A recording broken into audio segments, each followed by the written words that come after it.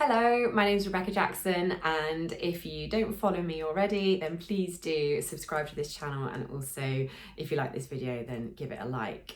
So I promised my followers that I would do some videos about parenting because I do have quite a lot of followers who are parents or who are thinking about becoming parents. And what I've learned in business and sport and numerous books, podcasts, videos from experts and child psychologists. There's just a lot of knowledge that I would like to share, and when I learn something new, the best way for me to remember is to share it, and the best way to spread the message of kind, conscious parenting is to certainly do some videos for my followers. So I'm going to talk about, today I'm going to talk about nursery drop-off. So my children do a day and a half a week at nursery, and I had a couple of weeks where one of them was a little bit tearful on drop-off. And instead of just prizing him off me and giving him to the nursery worker, I didn't feel that was the right thing to do. It didn't sit very well with me, and so I did a little bit of research. I found a fantastic article by Sarah Ockwell-Smith, and she speaks. She has something called gentle parenting, which essentially is, of the three main styles of parenting, is the optimum style of parenting, and it's called autocratic, what's it called? Authoritative. Oh my goodness me. I can't blame baby brain. I'm going to blame toddler brain.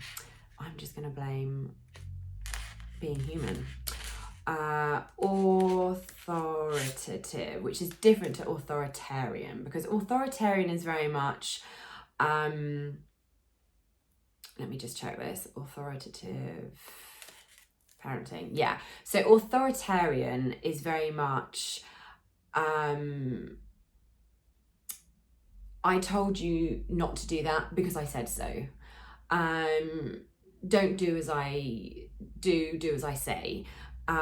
It's very much sort of just telling the child what to do, whereas authoritative parenting, which is what gentle parenting essentially is, it's an approach to child rearing that combines warmth, sensitivity, and the setting of limits. So, and then conscious parenting and respectful parenting, which all rolls into this style of parenting, you're really treating your child like another human being who is, as they are, fairly new to this earth and society, and you're coaching and teaching them the ways, rather than punishing bad behaviour when actually they don't necessarily know better or even have the developmental ability to know better. So anyway, with nursery drop-off, I did a little bit of research. I found this fantastic article by Sarah Ockwell-Smith, and she suggested quite a few different things: taking a longer time to do the drop-off, having a cuddly to take with you, explaining to them what's happening, explaining to them that you're coming back later. That's really, really important. Whenever I say you're going to nursery tomorrow, I always say, and then I'm going to pick you up later, or you're going to nursery tomorrow and you're going to have a play and you're going to eat there and you're going to have more of a play, and then I'm going to pick you up later. So whenever I mention, I always say, and I'm going to pick you up at 5 o'clock, or I'm going to pick you up at 6 o'clock, or I'm going to pick you up later, just so that they know I am always going to come back. And also, another thing with nursery is that it can be quite overwhelming with lots and lots of children around. So we're very outdoorsy, we spend a lot of time in nature, and we don't really tend to go to very, very noisy indoor places with lots and lots of people.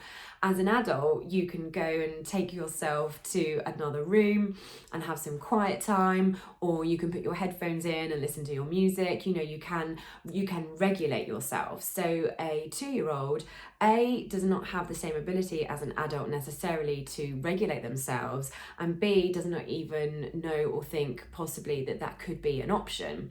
So I tried to do some fact finding and asking what it is about nursery. Do you have fun when you're there? What's troubling you? And eventually I got to the bottom of it that that it was too noisy, so with the other children. And I believed that it wasn't necessarily the case all day. It's just there's going to be moments. And you know, there's the joke about men going to the shed or taking a long time in the toilet and that sort of thing. Is that to get a little bit of me time, a little bit of quiet time. I do remember an advert on television where he was flicking through his car magazine in the shed. And anyway, so I gave them some ear defenders, the same ear defenders that they wear for motorsport events to protect their ears, so they can have some quiet time if they want to, and they just need to ask for it. So that resolved that episode, if you like. And then I had the same sort of thing crop up again about 2 months later. And so what I did was I printed off some pictures of the nursery, some pictures of the nursery staff, and they were very, very good and shared all those pictures with us, which meant that I could print them off. And we also made some little peg dolls of some of the people that work there. And in the nursery pictures, there's my children in the nursery setting and also the nursery workers. So printing those off, instead of just showing them on my phone, actually having them printed off so that they can reference them and see them. The brain, and this is something I've learned from business, the brain doesn't know the difference between digital and real life. So that's why when you meet a celebrity, you feel like you already know them, because in your brain, you have already come into contact with them several times before you meet them in real life, so you kind of do know them. So because the brain doesn't know doesn't know the difference between digital and real life, pictures and real life, a child can see pictures of the nursery and pictures of the nursery staff and other children there, even when they're not there, and their brains are still noticing those as something which is constant, something which is that is familiar, and that definitely helps with drop-offs. Now, the craziest thing, I think it's crazy anyway, the final thing that I did was I decided not to cuddle them. Now, that sounds really, really, really like, why wouldn't you cuddle your children? Now, we cuddle each other so much. We love our cuddles. We're a very, very tactile family. And whenever they ask for a cuddle, I stop what I'm doing, I give them a cuddle, and then I go back to what I was doing. And so, you know, their physical needs are very definitely met.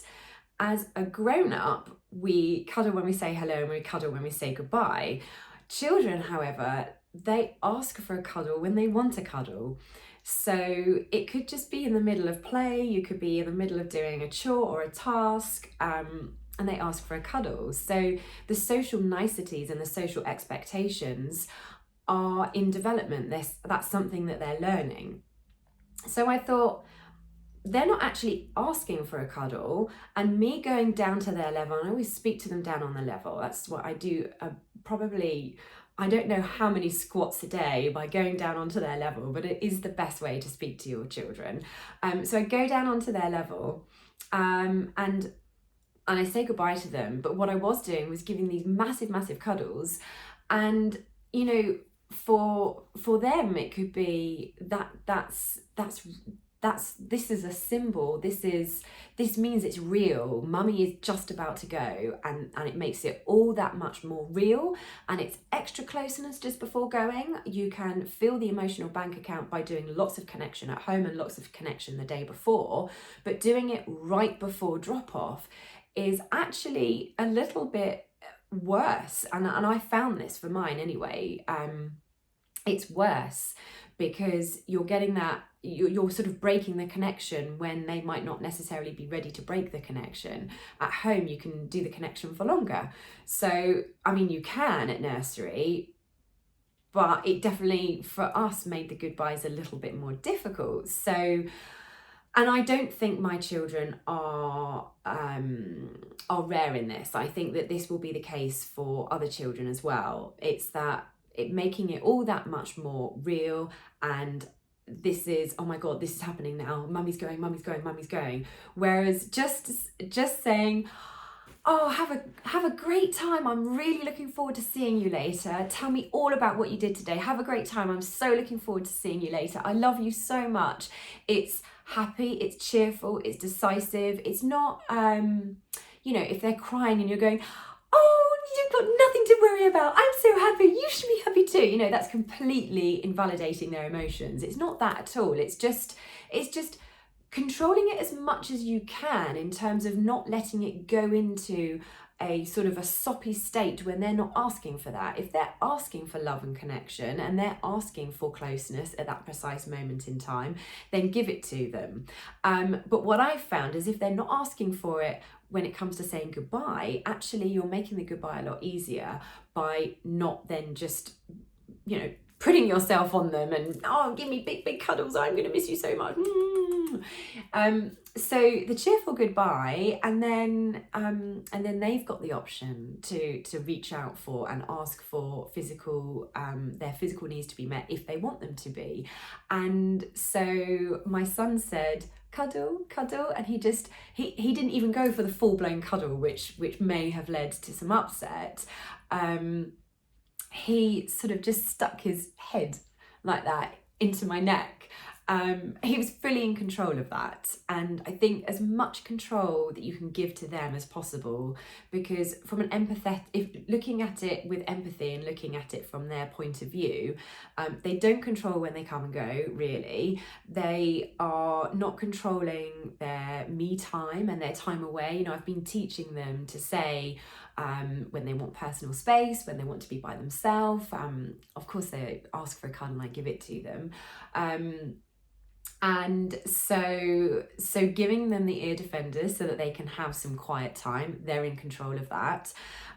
Dropping them off and it being on their terms. So cuddle, yes, absolutely, love to give you a cuddle, and it just worked out brilliantly. I think I have probably over-explained this point now, but I would definitely recommend checking out Sarah Ockwell-Smith and using some of those tips. If you are having difficulty saying goodbye to one or more of your children right now that are going into childcare, then those are fantastic tips, and definitely acknowledging their feelings. So I said to him, you feel sad because you're going in now, and I have to go, and that is a big deal, and I completely understand, and it's okay to feel this way.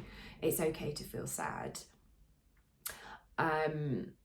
And then I reassured him and I said that I will be back later. You will have a play here and I will be back later. And acknowledging his feelings in a calm, empathetic, kind way. And then he just wriggled out of my arms and said goodbye. So we've had the non-contact kind of, you know, just a quick head in the thing, and we've had head in the neck, we've had the in arms and explaining and being kind and gentle and acknowledging feelings. It's massive, acknowledging feelings, and then wriggling out, and off he went to play with cars as they like to do. Funny that.